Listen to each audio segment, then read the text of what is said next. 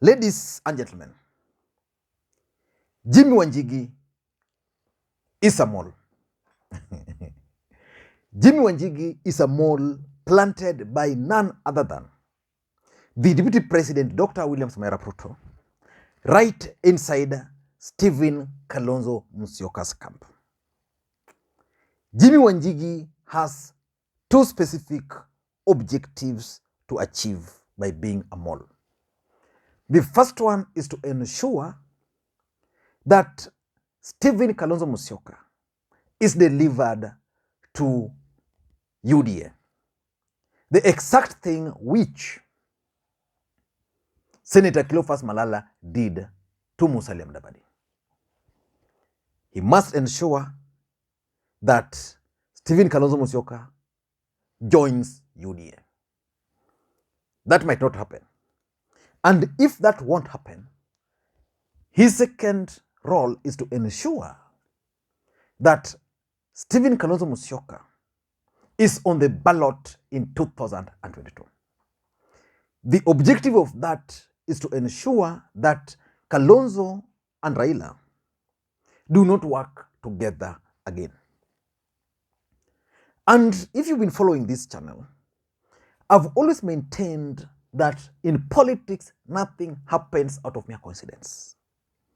I've observed three things of late. The first thing happened yesterday. Gideon Moi, who is One Kenya Alliance principal, warned Jimmy Wanjigi against delivering Kalonzo to Ruto. Gideon Moi is not mad. Gideon Moi is a son to the former president. He's a very close ally of President Uhuru Kenyatta, which means Gideon Moi is talking from a point of knowledge, intelligence he has. That's why he warned him. Number two, the second thing I've observed is that Jimmy Wanjigi has now ensured that he's a permanent figure around Kalonzo Musyoka. When they are in rallies, he's with Kalonzo Musyoka in one vehicle. That's exactly what Malala did to Musalia Mudavadi.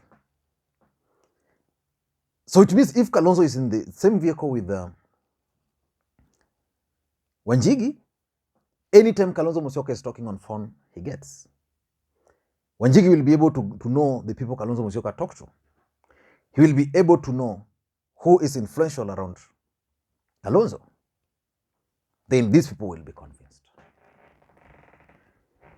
The third thing, which you must also agree to, is that whenever One Kenya Alliance movement is outside there, and Jimmy Wanjigi is there, his main subject is none other than Raila Amolo Odinga.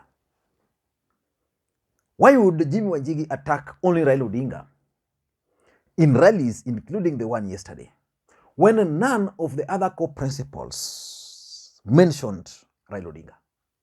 For example, the rally in Kitui was a reaction to Musalia Mudavadi's defection to William Ruto's camp, which means the subject would have been Mudavadi and Ruto.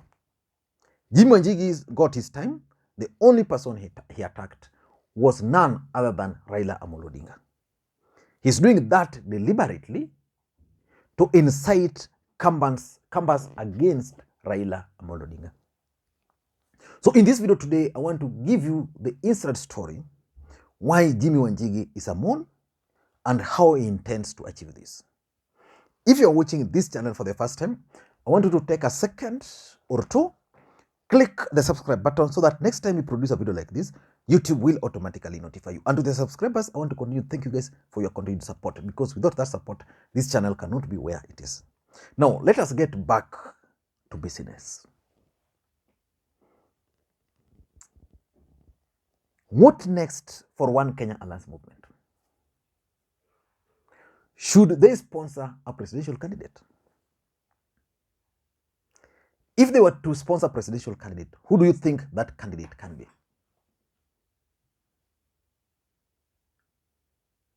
Of course, that candidate can't be Gideon Moi. It can't be Martha Karua. That candidate can't be Cyrus Jirongo. It can only be Stephen Kalonzo Musyoka. And that's where Jimmy Wanjigi is coming in. But why do you think Jimmy Wanjigi is out to influence Kalonzo to join William Ruto? What is his main objective of being so close to Kalonzo? Number one, it's a strategy to isolate Raila Amolo Odinga. William Ruto's strategy to isolate Raila Amolo Odinga. You know, since 2018, William Ruto has been campaigning alone. He's been campaigning as a one-man army. In one of my videos sometimes back, I explained that William Ruto must accept to enter into coalition. The mere fact now that he has entered into an arrangement with Mudavadi and Weta, at least you cannot say William Ruto is isolated. But Ruto is keen on isolating Raila Odinga, to make Raila Odinga appear as someone who is listening. Taking one Kenya lands leadership of Kalonzo, of Mudavadi and Weta, then Kalonzo also going his own way. Where will Raila Odinga remain? Right? So the DP wants to isolate Raila. And who can be used to isolate Raila? Jimmy Wanjigi. Why the choice of Jimmy Wanjigi? Jimmy Wanjigi was a very close ally of Raila Amolo Odinga. And he wanted to run for the presidency as an afterthought. Jimmy Wanjigi never intended to run for the presidency. But he decided to do so as an afterthought to achieve some of these objectives. And being now a presidential candidate against Raila Odinga, he was able to move from point A, B, C, D. So it means when he joined OCA, he could only join as a co-principal. And therefore, he will be able to influence Kalonzo and the team. Join them, push them to Ruto, or push them to run alone. That is how Jimmy Wanjigi intended, or Ruto intended, to isolate Raila. He used Cleophas Malala when most people were not sure. He's also now using Jimmy Wanjigi to isolate Raila in the remainder of one Kenya lands. Number two, you know, Jimmy Wanjigi has always maintained that one Kenya Alliance leadership, that Jubilee government was actually formed in his office, in his house. And after that, he fell out with President Uhuru Kenyatta in 2013. So in 2017, he decided to support Raila Amolo Odinga. Then he fell out with Raila Odinga after the handshake. He fell out with Raila Odinga because he had hoped that Raila Odinga was going to involve him, which Raila didn't do. Then he also hoped that Raila Odinga was going to use the opportunity to reconcile him with President Uhuru Kenyatta, which has not happened. So between the time of the handshake up to now, Jimmy Wanjigi has been an outsider of government when it comes to business. He's not been getting some of these businesses, and therefore, he's not very happy with Uhuru and Raila, and he wants to punish them.